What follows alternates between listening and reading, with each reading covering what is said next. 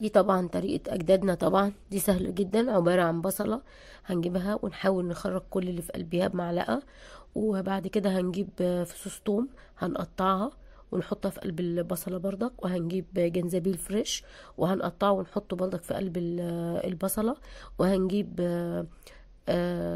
عسل ونحطها برضك مع البصلة ونغطيها جدا، ونروح مغطينها بجزء البصلة اللي احنا كنا قاطعينها، ونسيبها حوالي 12 ساعة.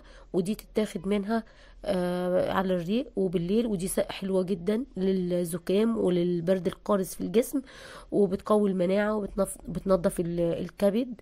طبعا احنا البقايا اللي خرجت من البصلة مش هنرميها، الفيديو الجاي هقول لكم هنعمل بيه ايه.